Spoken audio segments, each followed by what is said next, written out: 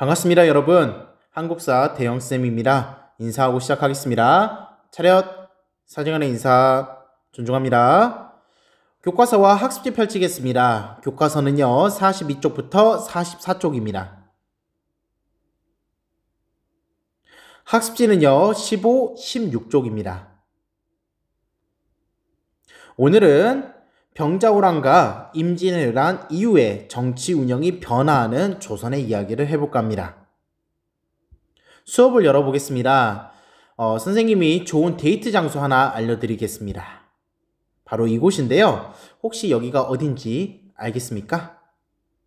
네, 여기는 서울의 대학로라는 곳입니다. 여기 뭐 하는 곳이냐면 이렇게 작은 소극장들이 많아요. 그래서 저렴한 가격에 연극을 볼 수 있는 진짜 좋은 데이트 장소예요. 볼거리도 많고요. 먹을거리도 참 많습니다. 그래서 젊은 대학생들이 정말 많이 가는 곳이기도 합니다. 여러분들도 혹시 나중에 애인이 생기게 되면 이곳으로 데이트 가는 걸 추천드립니다. 그런데 이렇게 극장만 가지 마시고요. 근처에 이런 게 있습니다. 네, 여기도 한번 가보세요. 네, 애인 끌고 가보시는 걸 추천드려요. 자기야, 빌딩 숲속에 작은 옛날 건물이 있네? 저기 한번 가볼까? 해서 한번 끌고 가보세요. 여기는 바로 조선의 최고의 학문기관이었던 성균관이라는 곳이었어요.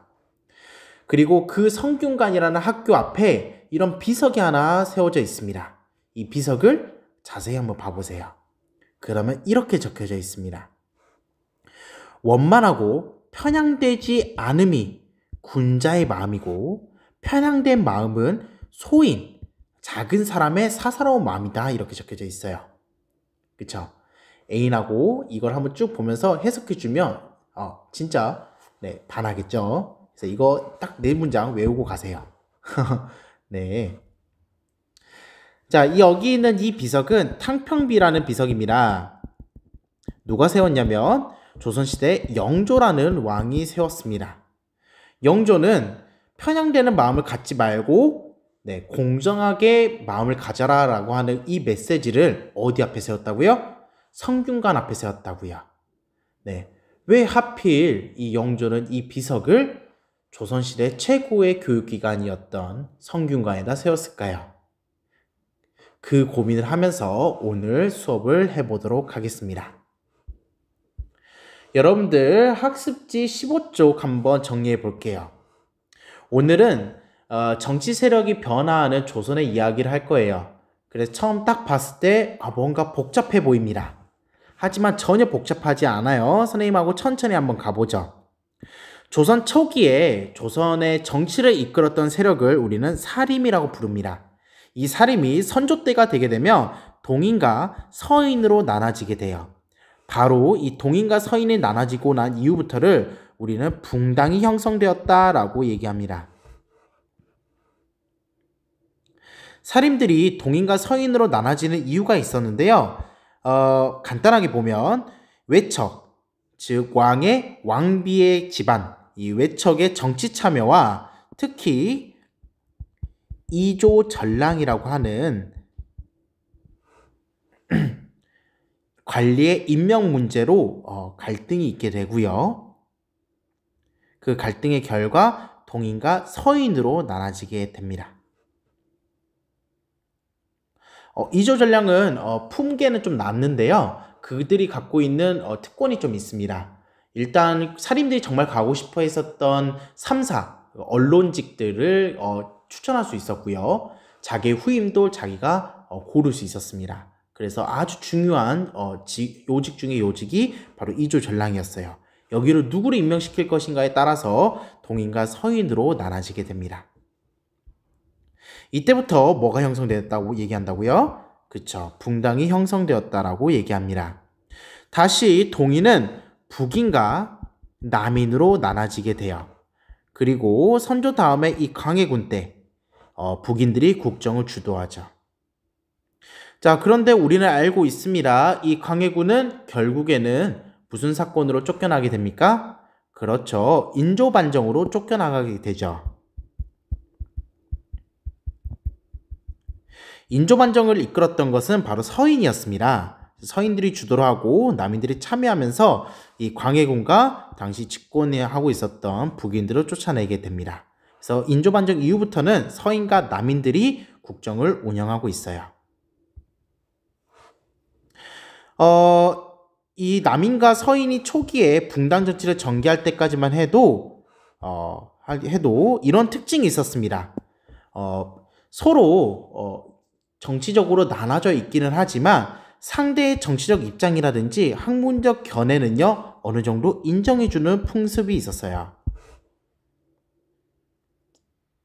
그리고 상호 견제하는 순기능도 이 조선 전기에는 붕당 정치에 있었습니다.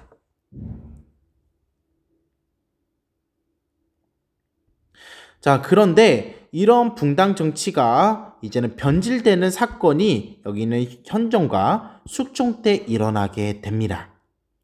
먼저 현종 때 일어났던 사건이 뭐였냐? 적어보도록 하겠습니다. 예송 논쟁입니다.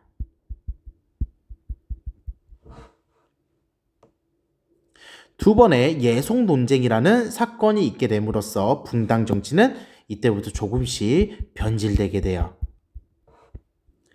자, 붕당 정치가 변질되는 그 첫 번째 사건이 뭐였다고요? 다시 한번 적어보죠. 예송 논쟁입니다.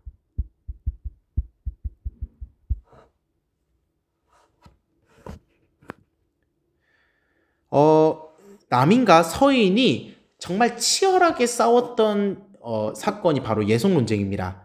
그럼 남인과 서인이 왜 싸운지 아세요? 네, 상복을 얼마나 입을 것인가에 따라서 치열하게 싸웠습니다. 상복이 뭐예요, 여러분들?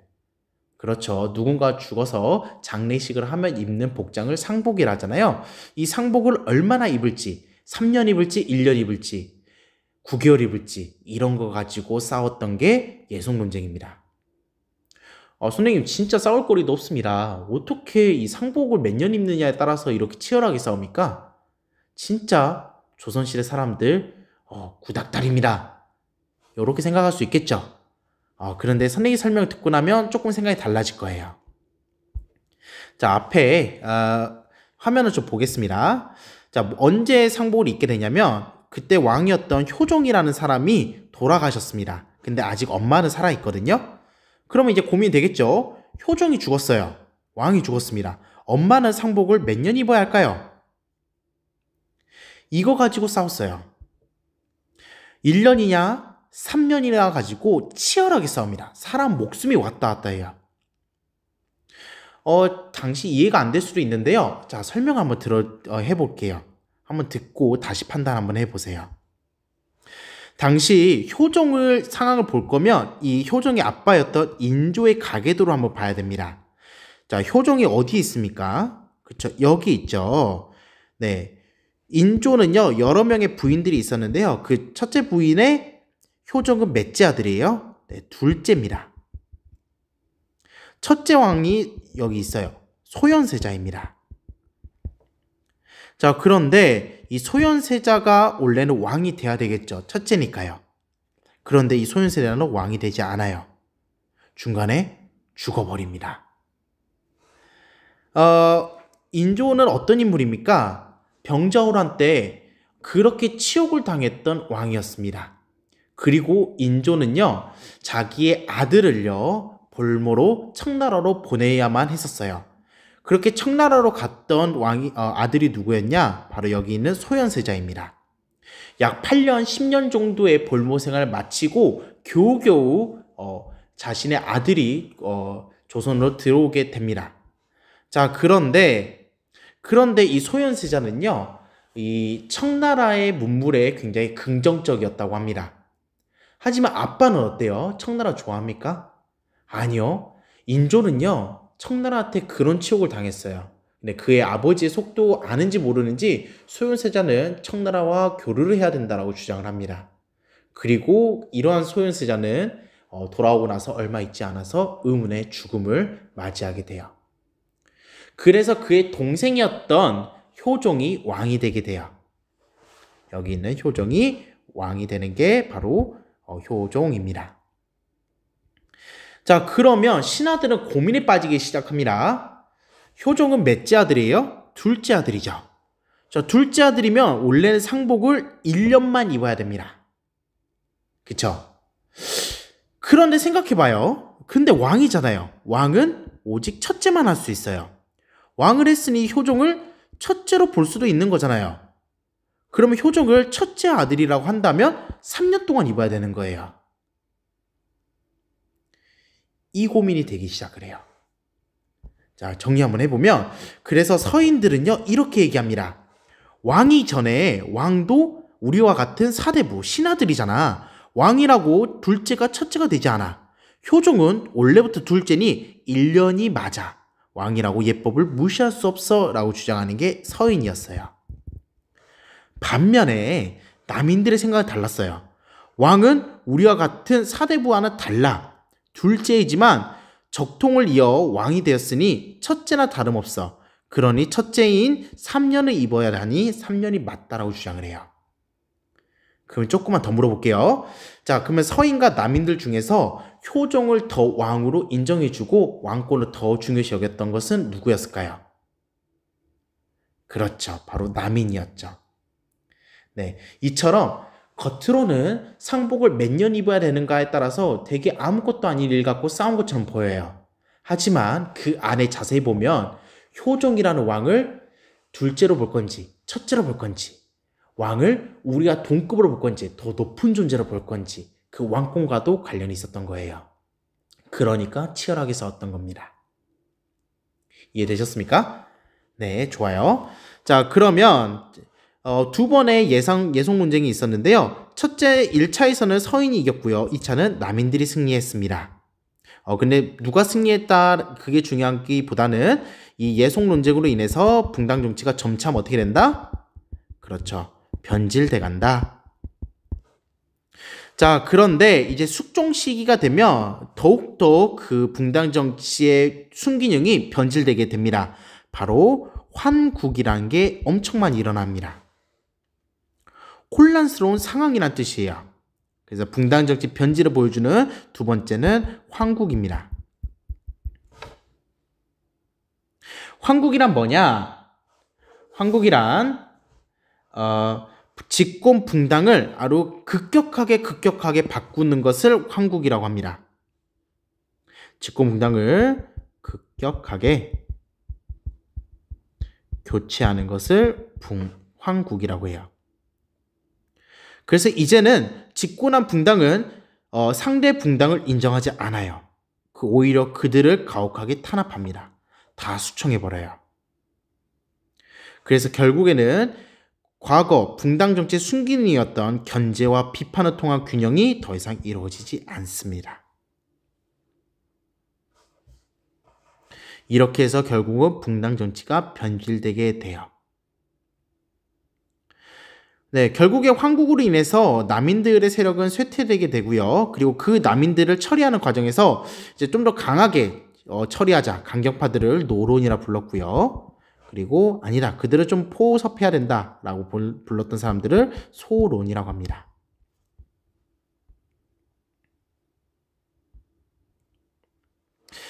자, 간단하게 이 살림이 나눠지는 붕당의 시작부터 노론과 소론으로 붕당이 변질되는 그 과정까지 쭉 봤습니다. 네, 이런 위에보다는 이 흐름, 붕당이 형성되고 이제 결국에는 붕당이 변질되는 그 흐름들을 더 잘 아시는 게 중요할 겁니다.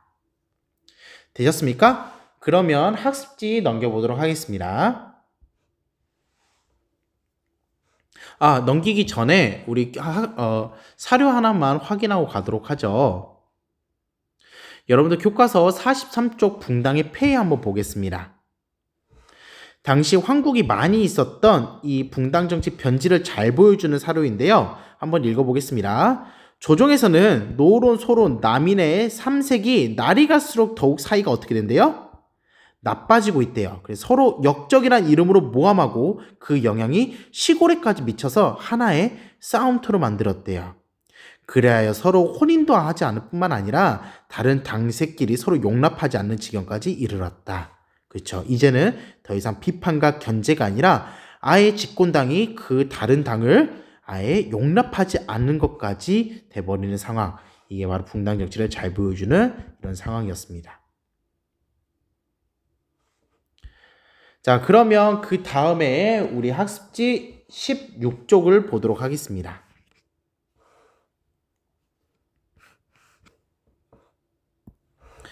여기 좀 정리해 보겠습니다. 임진왜란을 기준으로 중요한 기구 하나가 많이 변화하게 됩니다.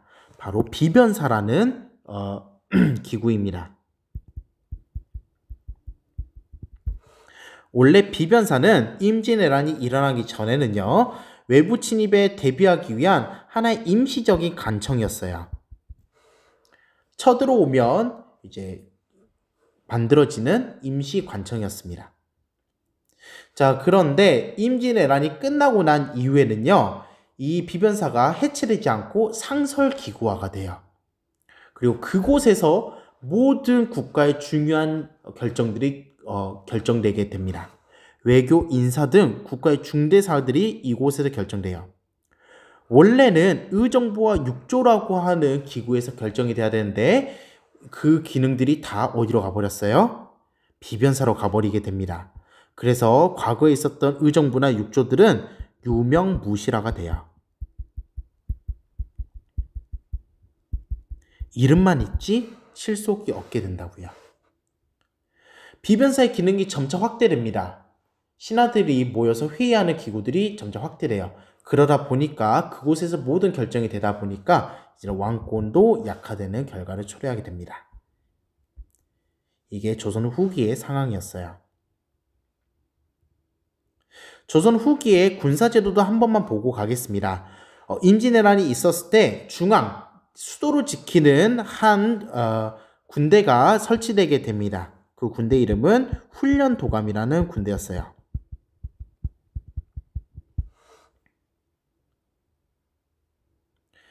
네, 수도를 지키는 중앙군이 훈련도감이 설치가 됩니다. 자, 그런데 그 이후에도 이제 어영청, 총이청, 수어청, 그리고 금위원 같은 중앙군들이 계속해서 추가적으로 설치가 돼요. 그럼 총 몇 개입니까? 하나, 둘, 셋, 넷, 5개죠.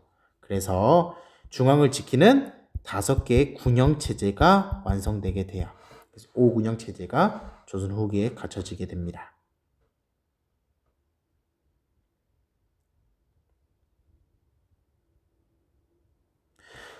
선조 때부터 이 붕당 정치가 이루어지게 됩니다. 초기의 붕당 정치는 특히 이 언론기관들이 상호 비판을 하고 견제하는 역할을 수행하면서 좀 순기능적인 모습이 많았습니다.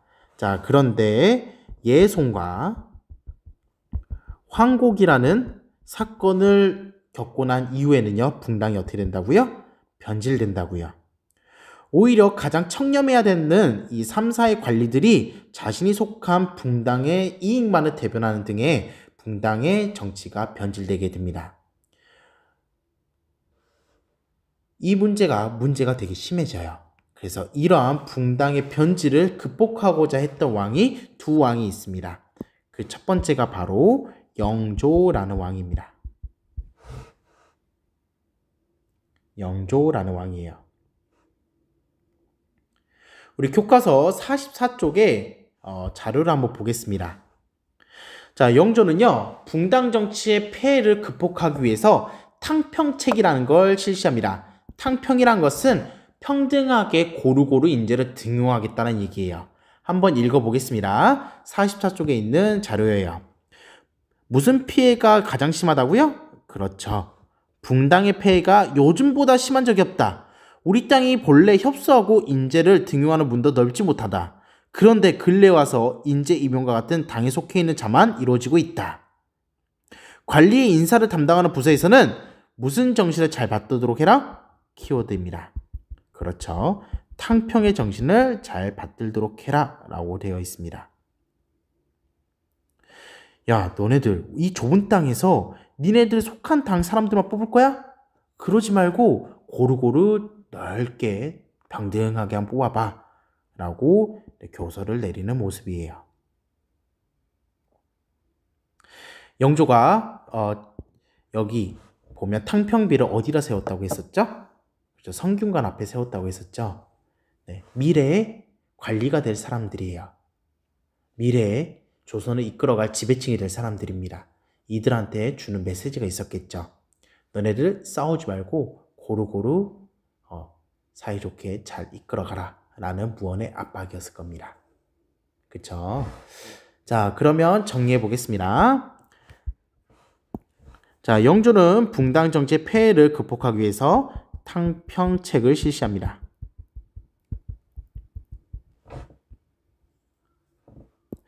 네, 노론과 소론에 있는데요. 이들 중에서 좀 온건한 사람들을 중심으로 쏙쏙쏙 자기 말을 잘 듣는 사람들을 쏙쏙 뺍니다. 그래서 그들을 탕평파라고 부르면서 자기 편으로 육성하는 방식으로 탕평책을 실시해요.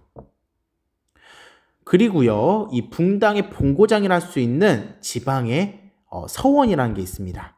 이 서원을 정리합니다. 또 하나, 이 당시에 백성들이 정말 힘들게 했던 게 있는데요. 그게 바로 군포입니다. 군대를 가는 것 대신해서 세금을 내는 걸 군포라고 합니다. 그게 원래는 1년에 한 2필 정도 내야 돼요. 이 2필을 만들려면 정말 하루에 열심히 쎄 빠지게 배를 짜고 노동력을 투자를 해야지 겨우겨우 만들 수 있는 거였어요.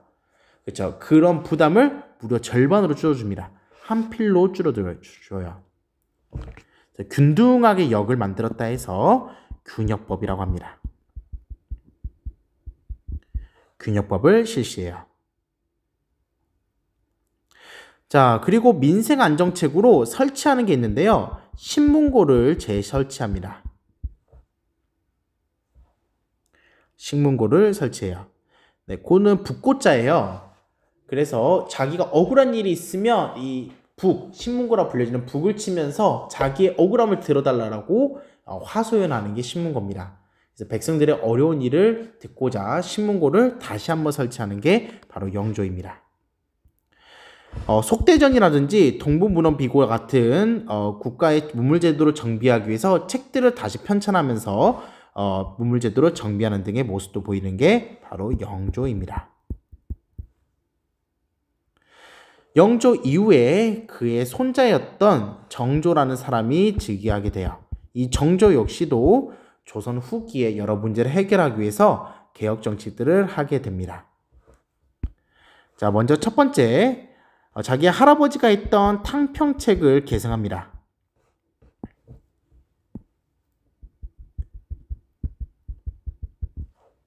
하지만 정조의 탕평책은요, 좀 더 나아간 탕평책입니다.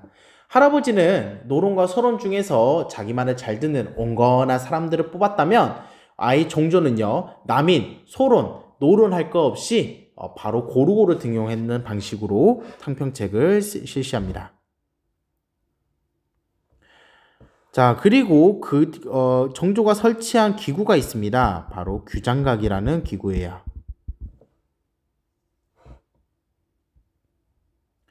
우리 교과서를 보면 아래 44쪽에 규장각의 모습이 있습니다. 그렇죠? 역사 읽기가 있는데 규장각은 어떤 곳일까라고 되어 있어요. 이곳은 이렇게 생각하시면 됩니다. 도서관이자 정책 토론장이자 아니면 여기서 공부하는 스터디 카페 이렇게 생각하시면 됩니다. 그래서 젊고 유능한 관리들이 이곳에 모여가지고 책도 읽고 정책도 만들고 토론도 하면서 정조의 든든한 지원군들이 됐던 그 장소가 규장각입니다. 그래서 규장각을 설치하는 것까지 봤습니다. 자, 그리고 뭘 또 실시하냐? 초계 문신 제도라는 게 있어요.